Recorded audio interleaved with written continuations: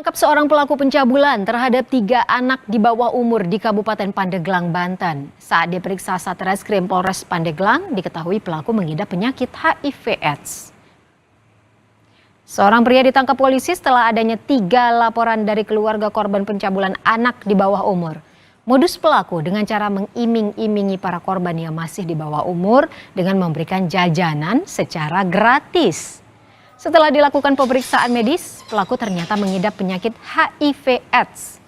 Hingga kini, polisi baru menerima 3 laporan tindak pencabulan dan masih mengembangkan penyelidikan karena diduga masih ada korban yang belum melapor. Tersangka mendekam di sel tahanan Mapolres Pandeglang dan diancam Undang-Undang Perlindungan Anak dengan hukuman 15 tahun penjara. Pelaku dan korban merupakan warga Kaduhejo.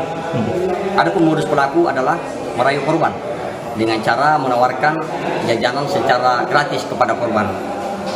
Setelah korban berhasil dirayu, kemudian pelaku melakukan aksinya. Ya, pelaku mengidap HIV ya, HIV/AIDS ya.